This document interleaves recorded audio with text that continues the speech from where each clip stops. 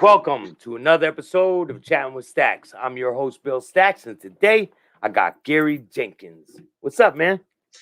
Not much. Dude, I'm trying to set something up for tonight. You just came in just as we got started here. So I'm great, man. I'm great. It's raining like hell here. It has been for 2 or 3 days, but other than that, I'm doing good. Yeah, it's great. Thanks for having me on your show, by the way, Bill. Yeah, no problem. I watch your show, man. Your show is awesome. Thank you. Yeah. So your background is in law enforcement. It is. Yeah, and I want to know, like, how was it before the law enforcement? How was it like growing up and all that? What was your whole background like? Interesting question. I don't usually get asked that. They usually want me to tell police stories, but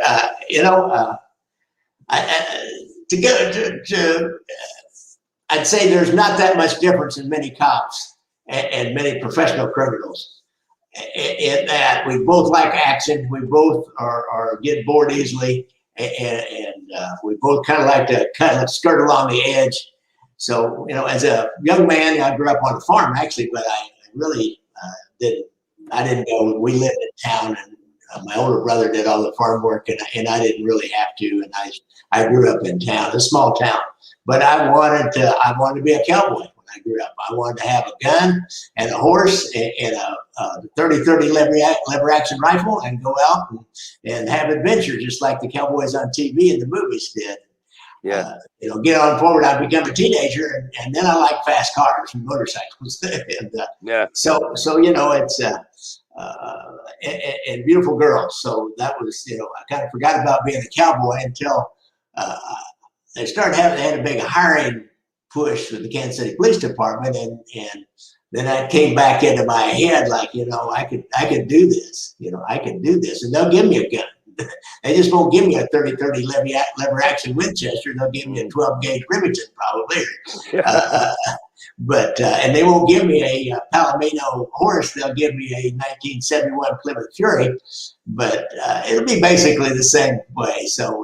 Yeah, that's kind of what it was growing up. Now, as a teenager, I was a bit wild, shall we say, and as this one friend of mine liked to remind me after I went on the police department, he said, "You remember that time we went to the auto show and they had that big display with a bunch of bikers that were there, had their bikes there, and we got that." It was like a thing you'd put in the window of your car that said, "The only good cop is a dead cop." Like, we thought that was so funny. Oh man. I said, "Yeah, I remember Eddie." But now I are one, so it's a different world now. Yeah, we hated cops back then. We hated cops as teenagers. All teenage boys do. Especially if you like fast cars, you're gonna hate cops. You see them as the enemy, and they're the ones that are always trying to keep you from having fun. Yeah. Was there any mob things going around in Kansas City when you were growing up that you noticed? Oh, yeah, there was. I mean, I remember, I grew up, this is how long ago it was. I grew up during the 50s, and that was a Kefauver hearings came to Kansas City. I remember talking about the syndicate. And there wasn't in the popular culture, there wasn't much about the mob that you could really tell it was about the mob in movies and TV. But I do remember something about the syndicate. We called it the syndicate then, or the mob, and it had something to do with Kansas City. But of course, I was about 50 miles out of town here, so I didn't really, I didn't grow up around those guys like some people. If you grew up in a city, many times you might have known people who were involved or peripherally connected to it or something like that. But I really never did. And then as I became a teenager, I didn't really, that kind of went out of my life particularly. Like I said, I just, when I came on the PD, I just wanted to be a cowboy and go out and work in the action precincts, and which I did for a while. But then I realized that, I was smarter than that. I like going after the guys that are thinkers and planners and plotters and give me somebody that's got some chutzpah and also got some brains to work on, not just these street buffs that, they just bumble around, and next thing they know, they're caught. They're doing 3 or 4 years and come back out, they bumble around and they do something stupid and because they're drunk or drugged up, and they get caught and they do 4 or 5 years. And each time it's a little bit more until they can't take it anymore. Yeah. And then they come out and they say, I can't take it anymore, man. I was just to say 50 years old is a great barrier against recidivism. Once a guy turns 50, it gets really hard to go back to the penitentiary. When you're 30, it ain't so hard for a lot of people. Well, when I was 30, that's when I stopped. I was 31, I believe, and I stopped going to prison. I stopped associating with people. I got clean 3 years ago, and I'm not looking back, man. You know. So you turned 30, you couldn't take it anymore. No. I can't take this shit anymore. No. There's another way to live. Yeah, there definitely is. And that's why I do this show. I want to show people that there's another way to live. Oh, cool. I'm always glad to talk to people that found another way to live. Yeah, man. I told you before, I found a little different way to live myself. Yeah. But as a young man, it's, we do a lot of crazy things, even as a policeman. And we do a lot of crazy things. It's usually under the influence of alcohol or drugs. And finally, we wise up. Is there any situations that you had while you were a police officer in your early days that come to mind, like any that really pop out in your mind? Any investigations that you did or anything like that? Yeah. I mean, I remember when I first had this realization about the lifestyle of a professional criminal. I think, you first come on, you just handle domestic disturbances and you don't really see much beyond that. And then I'd been on about 2 or 3 years, and we had some reports coming into the station, and I was just an officer at the time, street policeman, but I'd always read these offense reports, and we had this group of people who were hitting cars in hotels, because they were like people that had stuff in their cars and they were going to go on to another city. It was a pretty safe way to do some stuff. But I noticed there was a clue, and the detectives weren't really. A lot of the detectives back then, especially, they were old school. Yeah. They were more into running their personal errands and maybe slipping off in the afternoon and having a few drinks rather than, or in the evening rather than paying attention to some small crime that nobody was ever going to prosecute anyhow.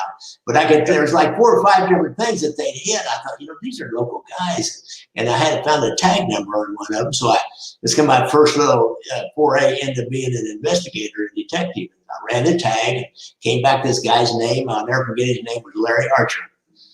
And he was, had this history. Of course, he was 25, 28 years old, and he'd already been in and out of the joint a couple of times for theft kind of crimes.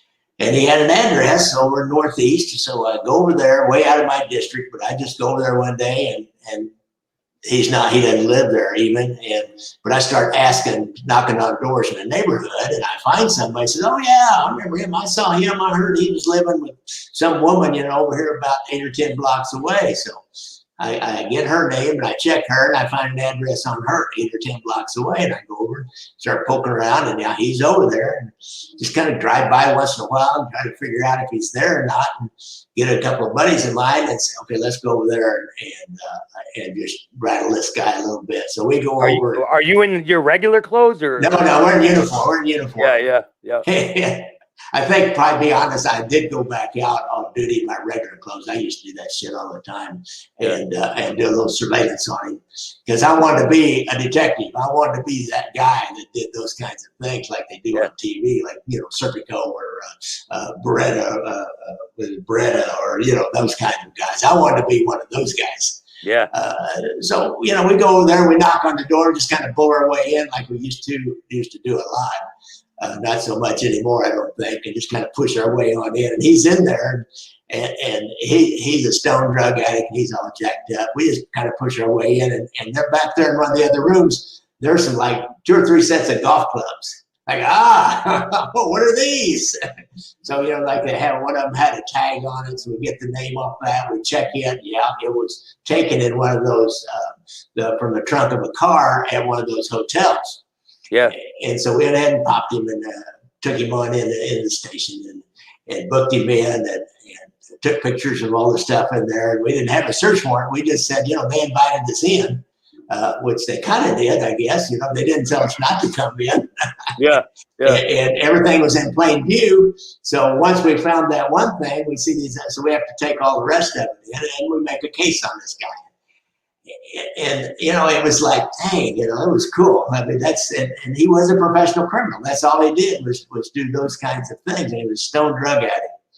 Yeah. So, but my realization was that guy then goes away for not a very long period of time. He disappears off the street, but I kind of keep track of it. He comes back out, and he comes into another investigation we're running, where we've got a guy that by then I am a detective, and I am doing these kinds of things legally. And how long did it take you to become a detective after you became a police officer? About 2.5 years. I was in the uniform for about somewhere between 2 and 2.5 years. Before I got 3 years on, I was a detective, because I was gung ho and I caught people's attention doing stuff like that. You catch their attention, and by then the police department's changing. There are these old school guys. It was a big bunch of us baby boomers that came on in 71 or 72. It's like 350 people to a 1,000 person police department. So that makes a big impact. Wow, that's a big police department. And so when that many guys come in, then the older guys start leaving, and they start retiring. Then the sergeants that are doing these things, they see that these young aggressive guys, and there's a bunch of us out there. We need to get them into those places. Yeah. So I got in there pretty quick, and so this guy, he's back out again, like a year and a half later, and this guy, we popped him on having a pass key for an apartment complex. He got it from the security guard. We turned him, and then we set him up, caught him inside one of those using that key, and then he turned on this Larry Archer, who I had popped about a year before. Yeah. And so this guy, we catch him on the inside. We bring him in and start interrogating him. I said, what's the deal, dude? Are you ever going to go straight? He said, yeah, man. He said, I get in the penitentiary. He said, I get all cleaned up. He said, I start working out. I feel good. He said, then I come out and I don't know what happens. He says, I just get bored and kind of fall back in with my old friends. Next thing I know, I'm using again. Next thing I know, I'm doing these things again. So I realized this is a lifelong pattern for a lot of people. And I started, I started over my career. I see that all over the place. That they build up and up, doing all these crimes, and they get caught. They do a little time. They get cleaned up. They get healthy. They get something going for themselves. He looked like a whole different guy when he first got out of the penitentiary. And months later, he's all emaciated and it looks like shit. He's out stealing again. Yeah. So, it's just this lifelong pattern. So it's that was kind of my early stories that I remember, and the realization I had about people I was working on.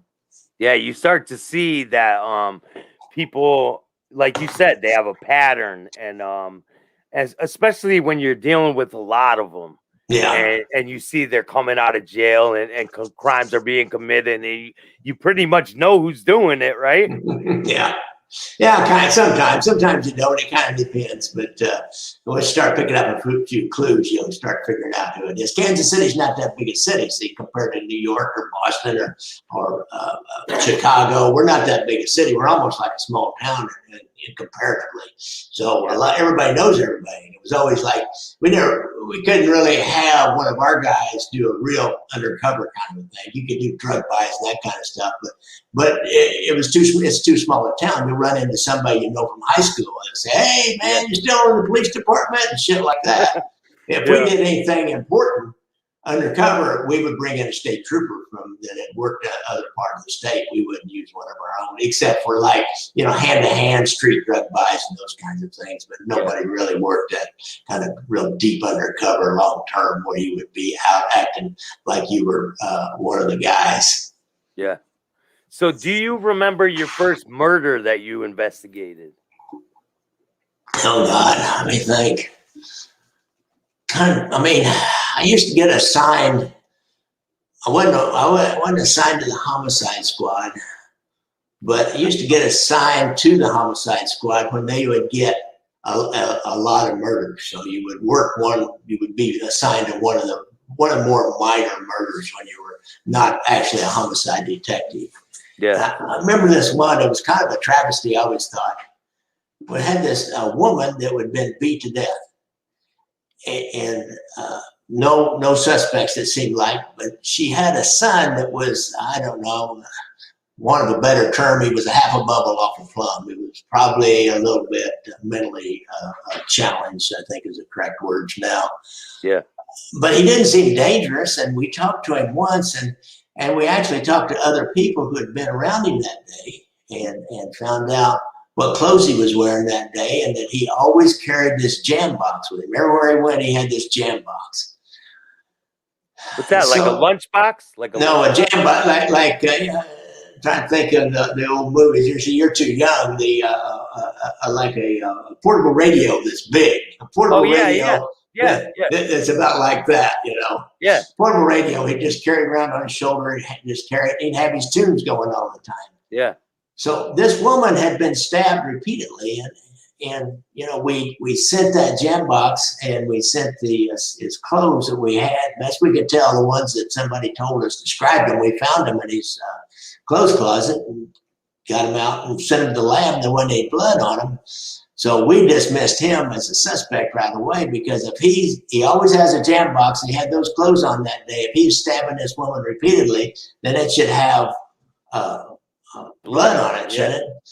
Yeah. So we kind of walked away, and I think they were sending us back to our burglary unit out at the station. And last I saw, there's another homicide detective. The sergeant had this kid back in, and they were browbeating the shit out of him, trying to get him to confess to this murder.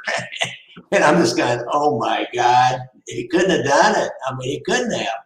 And I often wonder whatever happened to that, because they were bragging about how they were going to charge him, get him clear that murder, and they were going to charge him with murder. I thought, he didn't do it, man. He did not do it. I hope they never did. But like I said, you just walk away from those things sometimes.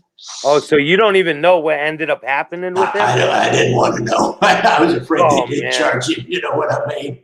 Oh, man. So it doesn't say much for my moral courage, but, you know, I was 27 years old and been on the police department about 2.5 years, and you got to get along. So, yeah. But then about that same time, I actually worked on he was on his way to being a serial killer, which I thought was pretty interesting. A guy named, I won't even talk about his name yet because it was a mystery.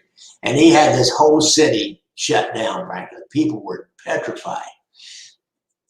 Started off one night, it was a late night, dirty bookstore at 31st and Main. And somebody came in like about midnight or something, about the time they should have been closing. And the guy was found shot to death, the clerk behind the counter. A little bit of money gone. Well, it seemed like just a random robbery, and then he must have done something. And so the guy panicked and killed him, started shooting him. It was a 22 caliber revolver. I remember that because they figured out exactly almost what kind of gun it was from the riflings on the bullets that were in that guy. Mm-hmm. So we knew what we were looking for, and I wasn't actually assigned on that one yet. And about a week later, there was a Radio Shack. You remember Radio Shacks? They sold all kinds of electronics, and there's a Radio Shack downtown. And this was 31st Street, so downtown's like 12th Street. So it wasn't that far away, like 40 blocks just north of that along Main. It was about 12th and Main. And there's two young guys working as clerks in that Radio Shack, and somebody comes in late in the afternoon, and they're both back behind the counter dead. So damn, we started a squad, what we call a special squad, just for that, because they dug those bullets out pretty quick and matched them with that one at 31st and Main. It's like, oh my God, this is the same guy. He's doing robberies and executing the clerks every time. So, I mean, these people that worked in those kinds of stores, and this whole city was tense. I mean, people move into those stores and they want to be in there when a guy like that comes in, because he's going to take them off too. He's killing witnesses is what he's doing. We figured that out. Yeah, he was killing witnesses.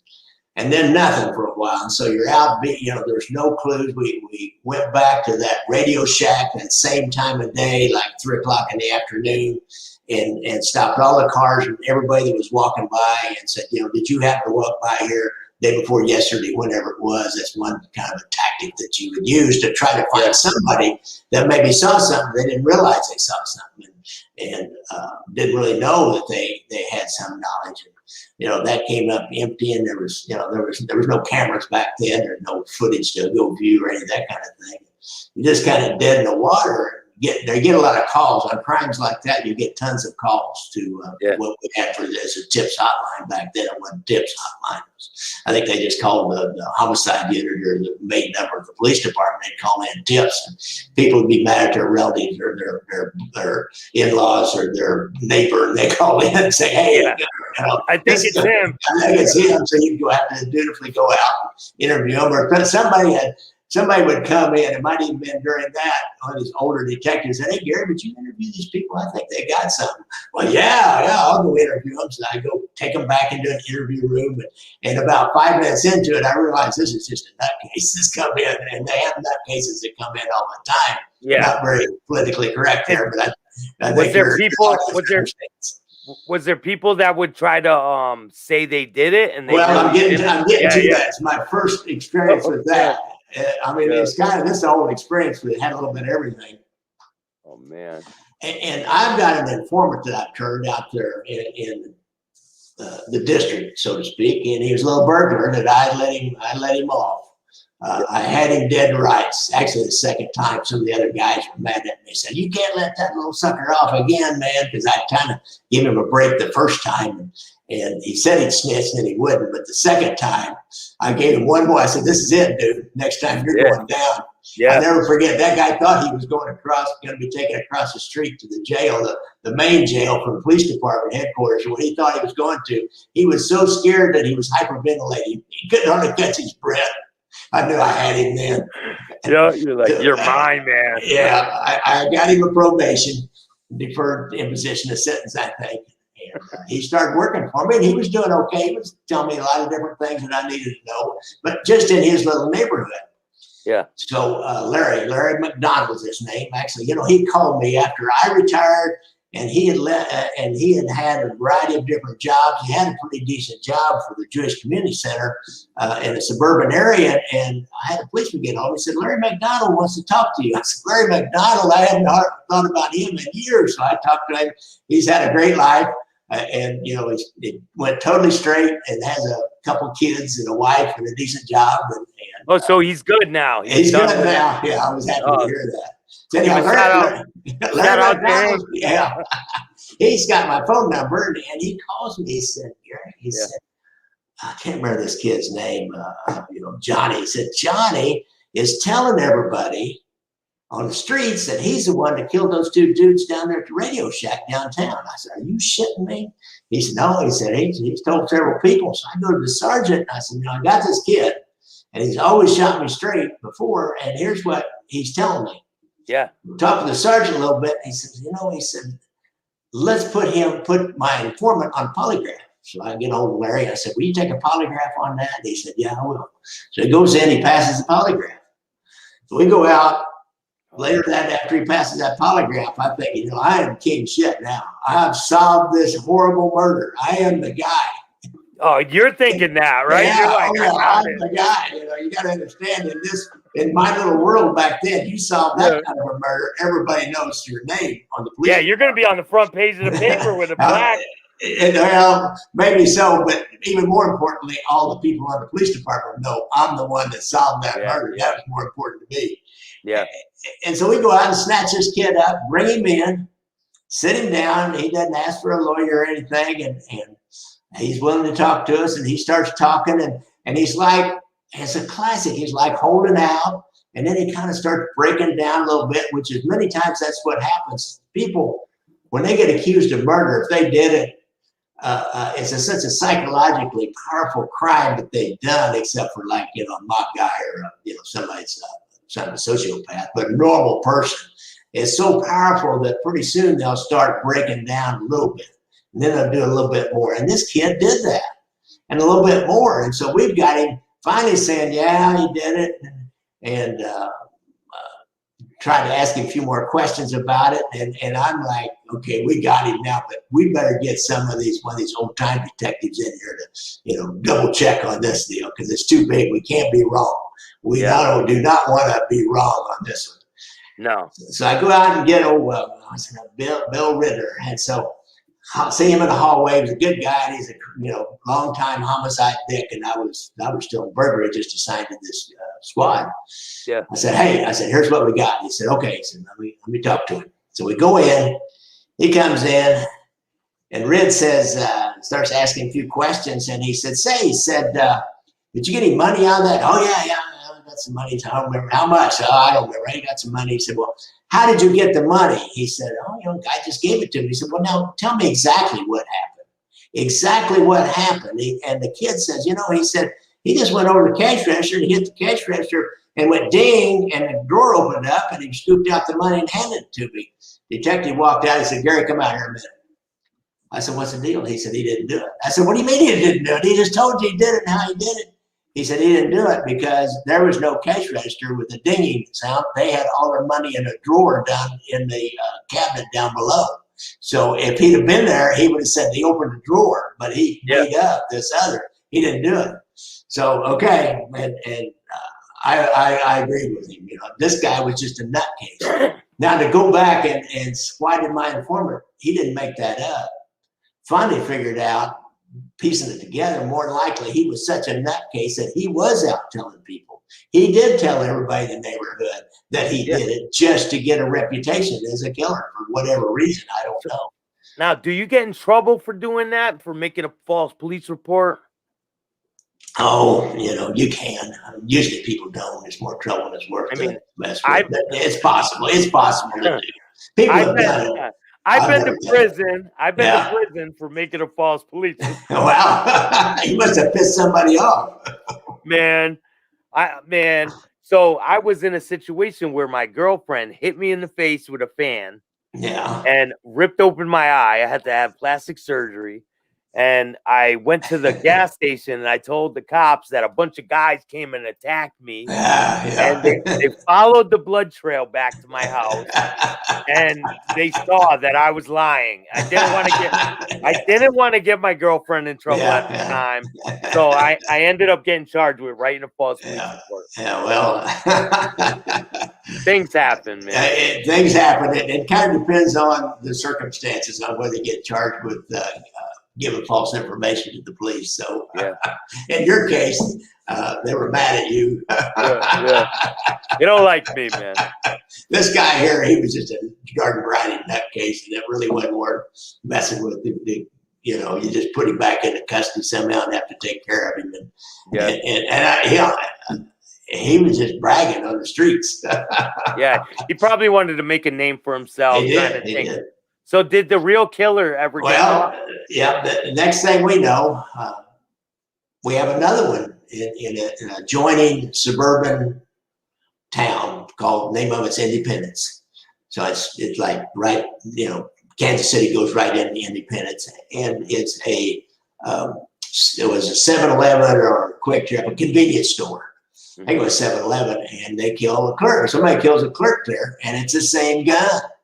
Oh, I tell you what, everybody was just, we were beside ourselves. We got to do, what are we going to do? They're talking about, getting more guys in, running surveillances on convenience stores, but yet he's been dirty bookstore, a Radio Shack, and a convenience store. So, not real pattern. You look for a pattern sometimes late at night, middle of the afternoon. I think that convenience store was in the morning, so no time of day. It's a tough one, and no suspects. Well, what we didn't know, this another police department had jurisdiction actually, and this is like this little interjurisdictional rivalry you hear about every once in a while. They wanted to make the bus, just like I wanted to be the guy that made this case. They wanted to be the department that made this case. Yeah. So they had a license number on a car. And they didn't tell anybody. They didn't put it in the police report. They kept it a separate report that their detectives had. They didn't tell anybody. Yeah. So in the meantime, somebody gets some kind of a tip about a guy, and I don't remember what it was, but I was sent out to run down this lead. It's kind of a tip on somebody that maybe or maybe not. I think it was one of those things that it was real, iffy if this guy had anything to do with it, but I had a name, and it was Vincent Lee, and an address, an apartment. I go out to this apartment. There's nobody at his apartment, but we talked to the apartment. Actually, I didn't go into his apartment. We talked to the apartment manager to find out what we could find out about him. And she said, well, that's funny. She said, the Independence Police was just here asking those same questions about this guy. We said, what? So I go back downtown. I tell the sergeant in charge of the squad, I said, Red, the Independence Police are out running this same lead down. You know anything about that? He said, I don't know anything about it. Let me call over there and find out. In the meantime, I think later that afternoon, by the next morning, the headline is Independence Police arrest Vincent 2X Lee for homicide in Independence for this convenience store homicide. And nobody knows at that point in time it's the same gun used in all those homicides. So they popped him and they got him running down. But somebody had gotten a license number and they ran him down from that license number. Wow. In his place. I don't remember what kind of a tip we had. We didn't really think it was a good tip. Turned out it was a good tip because that was him. Start checking on him, and he's a guy. He worked at the hospital at 31st and Main as an orderly. He spent a lot of time in penitentiary, and the last time he went down, he spent the most time, maybe 7 or 8 years, for a robbery in which the clerk testified against him. So we always assumed that he decided if he goes down again, it's not going to be because a clerk left behind to identify him and testify against him. Yeah, so he just killed them all. Right. And that first robbery that he did was just across the street from the hospital where he worked at. So, it's kind of all came down. They finally, I think, they worked up enough of a case for the triple where they were threatening with a death penalty, and he ended up copping to take life. And he broke down and even told where he disposed of the gun after that last one in Independence. He must have started reading the newspaper or something because they got hold of somehow they got hold of it. You try to hold that stuff back, like the same guns used in a murder. You try to hold that back, but I believe they'd gotten a hold of it by then, and he must have read the paper because he had disposed of that gun. And I don't think we ever found it.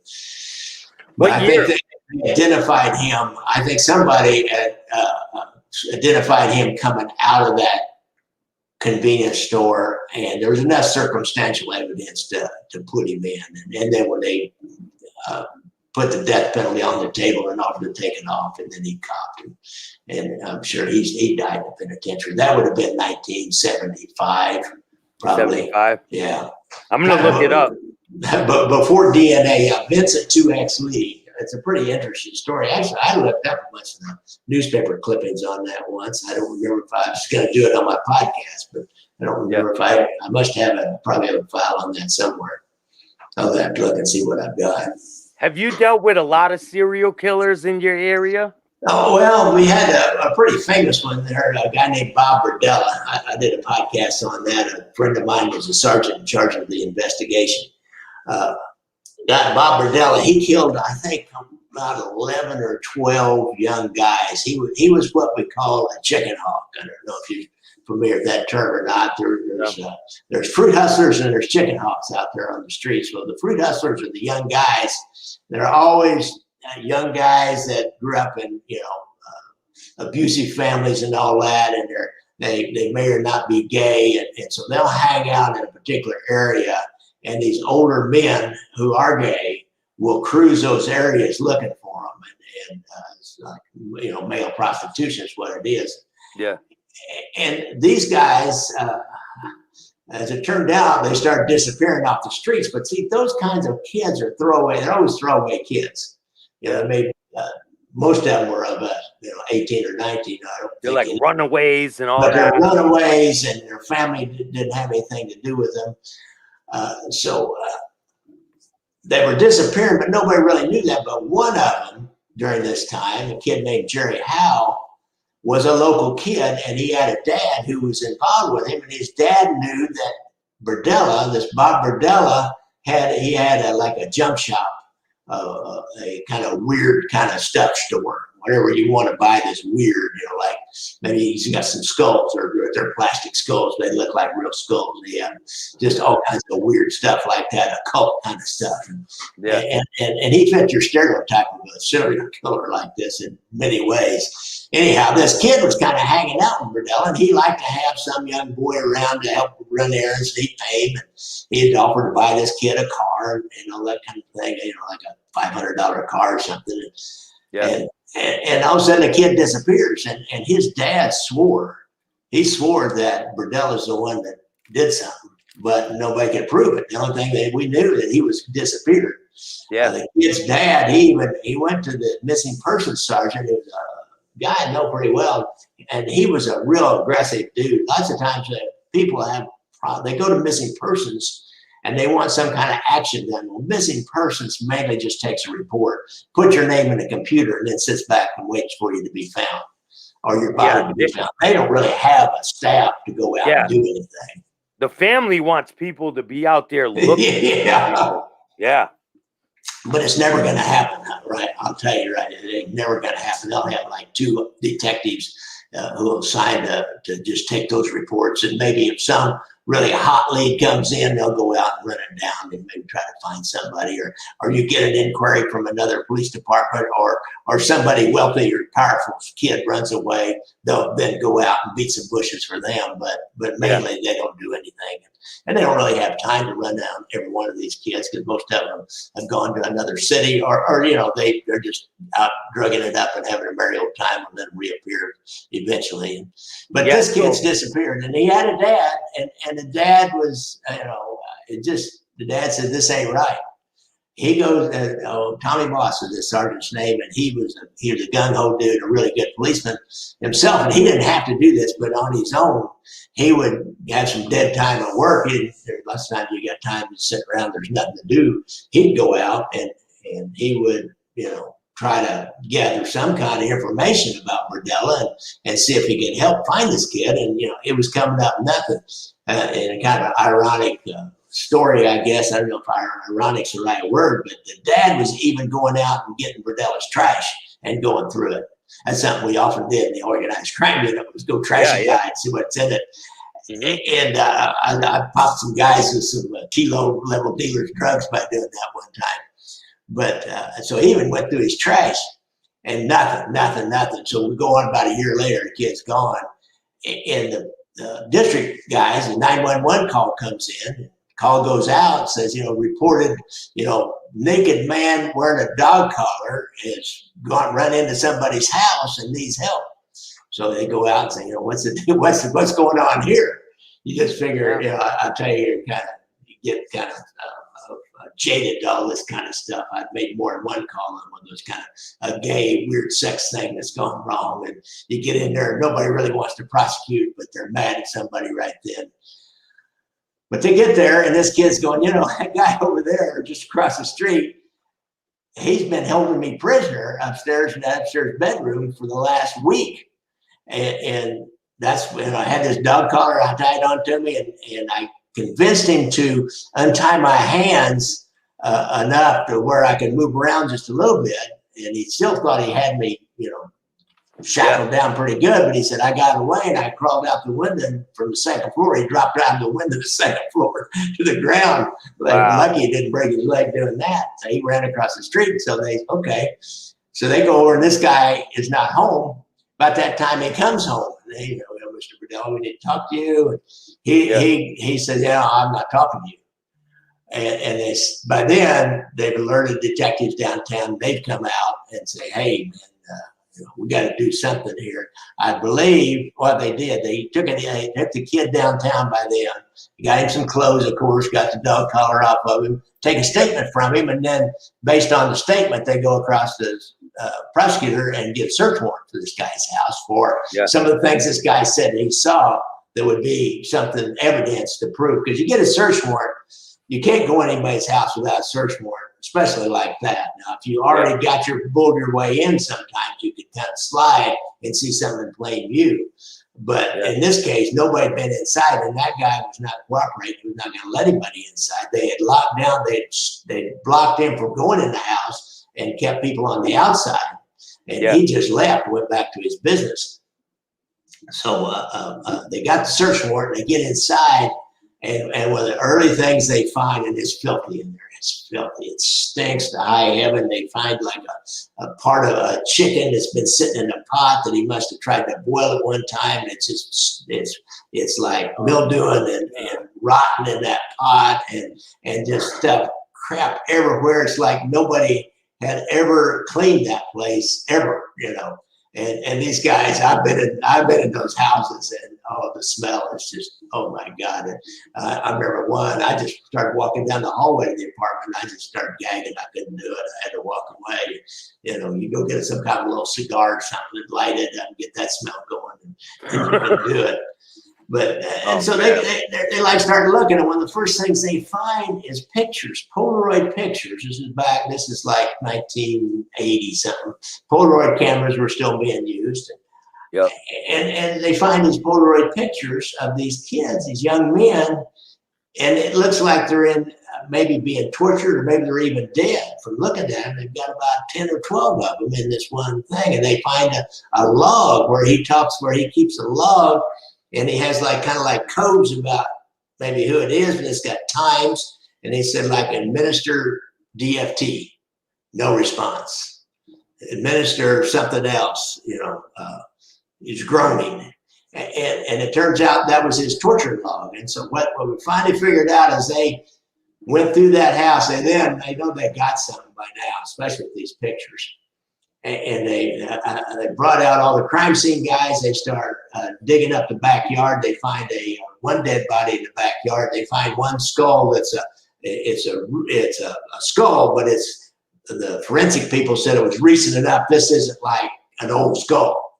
Yeah, this is, you know, within the last few years skull. And so, you know, and they start trying to. This is before DNA was big time, but there was some ways to start identifying people from body parts. And they, you know, they realize now we've got dead bodies for sure. So they get him in and get him charged and in jail with no bond. And it was that Bobby guy, right? It was the Bob Rodella is his name. Yeah. That's the guy's name. And Jerry Howell, they never found Jerry Howell's body. They found a picture of him hanging upside down in the guy's basement. Oh, it was horrible. It was horrible, especially for that family. The family never really recovered from it, actually.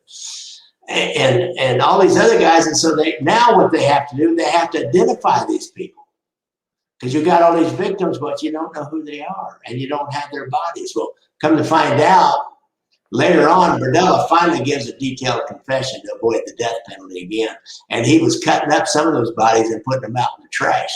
So when that Jerry Howe's dad was out there trashing him, he just missed, you know, one time or two times that, you know, he just missed the times that the dude put body parts in the trash and let the trash man haul along. And it could have been his own son. Oh yeah, could have been. Wouldn't that have been something? It was something. It was a hell of a story. Wow, that's a crazy story, man. And you know, and these guys go out and they identify everybody in all those pictures, and that they were really people, and this is who they were, and nobody's heard from them again. So they put that together. They got they got all that evidence. Like in one of the pictures where it's apparent the guy's dead, his arms are tied behind his back, and there's a stick about that long, about a foot long, a stick, a brown stick, and his arms are both tied to that stick, and they find that stick in there. And so you just start gathering all those little tidbits of evidence. And I say that story because in the end he cops a plea. Jerry Howe's dad tried to attack him right in one of his hearings in the courtroom, but that was kind of the end of the drama, and he ends up giving his full confession. Nobody's ever seen that confession. They put that under lock and key after he did it. It was really bad. His friend of mine, Troy Cole, was a sergeant. He was one that sat there with another detective, the prosecutor, and took this full confession. Troy just said, he said, "You just wouldn't believe it, Gary." He said, "It was just, he would say it just like there was nothing." It was like when he was torturing these kids and he had his torture log, he was like shooting battery acid into their eye, or maybe shocking them with a cattle prod kind of a thing. Yeah. And then he would catalog what he did in code, and then he would write the response. So you were able to decipher the torture logs then. Oh, it was crazy. And he was doing that to kids until they died? Yeah, right. And he basically kind of starved them to death. And I can't remember exactly how he killed them. A lot of them were basically starved to death. You could see in their pictures, they were so emaciated that obviously he hadn't been feeding them. How many people did he kill? Do you know? I think 12 or 13. I can't, off the top of my head, I can't remember. Never found any of the other bodies. He disposed of all of them. Never found any. Only the one body was the one skull that was inside, and then another person who was the body in the backyard. But other than that, they didn't find any bodies. So besides that case and the other one, was there any other cases that were death penalty cases where they got the death penalty? Well, I can't remember, but I'm going to tell you one more thing about that. More modern times is I'm all over the internet on mob stuff, but true crime stuff. I got a Facebook page and all that. And especially locally, a lot of people know me. And I got a gal got in contact with me, and she was a relative of this Jerry Howe. And she sent me a screen cap of somebody was selling Bob Rodella's stuff. And it was like, well, they're selling that stick that you could see in that picture. Somebody has that stick and they got it for sale. There's this whole group of murderabilia people out here in the United States. Yeah. I didn't even know that before then. And it turned out I know a guy that does do this kind of stuff. Yeah. And so there's websites that sell this kind of thing, and you can put them up on consignment, or you can sell it all in bulk. And then she sent me another screen cap, and I steered her to the police department. I said, I can't do anything. Here's somebody to call on the police department. And about that same time, I get another screen cap from a guy. It's a Macabre Collector, I think is what he goes under. He's the guy selling this stuff. And so he asked me, he said, is this real? And so he shows me an evidence bag. And I look at the evidence, it's a picture of what we call an evidence bag. It's got tape on it, and it's got initials on the tape. So whenever you put something in a bag and seal it as evidence, the crime scene investigator maybe writes their name and puts their initials on it, right?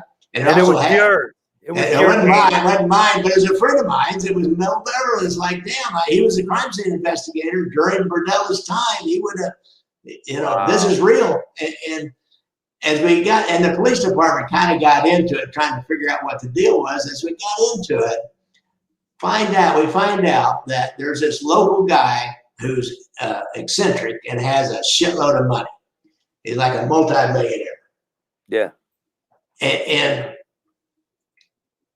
so when Rodella left his house, this guy bought his house and had it taken apart and shipped out to where he lived, in some kind of a storage facility out there. So he had the whole house, taken apart and shipped out, or taken out there where he lived. It turns out when Rodella was copped the plea, you don't need the evidence anymore. He's not going to go. He's not going to go to trial again. He can't go to trial again. So everything that was taken as evidence is his. You have to give it back to people unless they don't want it. Usually people don't want it. But it's their property. You only keep it for a certain period of time unless you. What? Well, yeah, the government can't take your property unless you have a civil procedure in order to deprive you of it. But they can't keep it temporarily as evidence. And then when the trial's over, and government doesn't need as evidence anymore. Then if you want it back, you can get it back. So this guy hired a lawyer, and he went to the police department. So he wants all his stuff back. So, of course, they gave all the evidence that they'd taken out of the house back to him. And it's now being sold on one of these murderabilia sites. And that stick is one of the more higher prices, like $25,000 or something, that stick. That's crazy.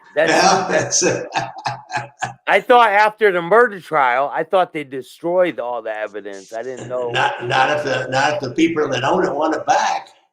Because you didn't, government can't seize your property without due process. Yeah, but if it's a pistol or something. They could take that and destroy it, right? Maybe.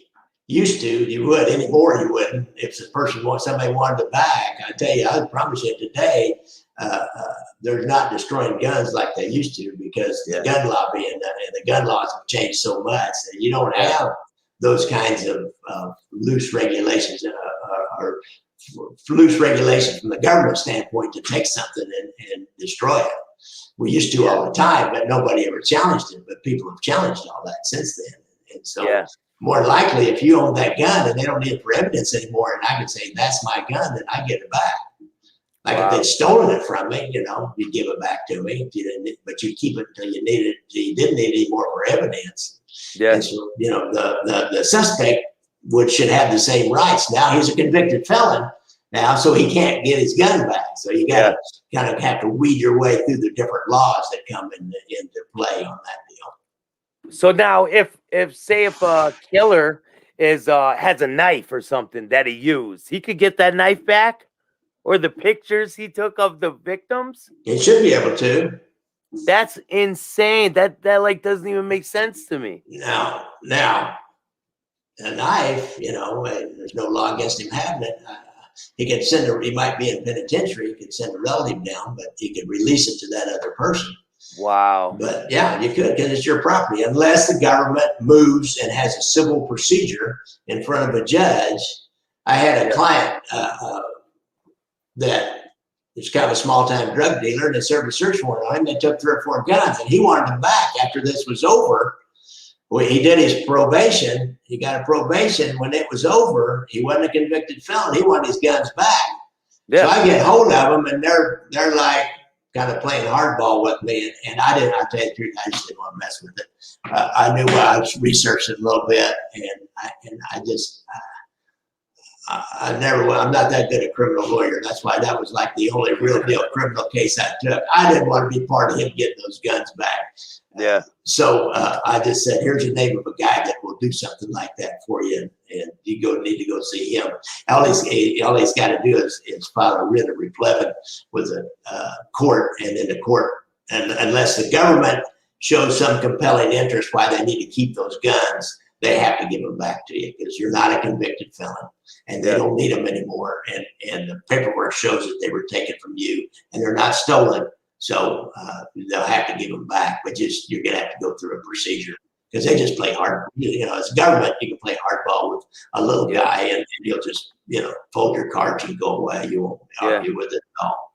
So I allegedly was involved in a hit and run about 3 years ago. Yeah. And I took it to trial, and I won. And so at the end of the trial, they said, we have the bumper for the car. They give it back to you? They said, do you want it? I said, I wasn't involved. It wasn't my car. So, see, that's the same thing. Yeah. That's crazy. Yeah, so I really enjoyed having you on my show, man. I'm definitely want to have you on for a couple more episodes, and we'll talk about some more mafia related stuff next time. All right, cool. I was going to do my next Zoom call for all my podcast fans, that guys that give me money and stuff about murders that I've worked. So you kind of got me tuned up for that. Yeah, man, that's cool, man. All right, Bill. So, make sure you hit the like, subscribe, and notification bell so you can get my videos every time they drop. All right. Thanks, Bill. Thanks for having me on. Talk to you later.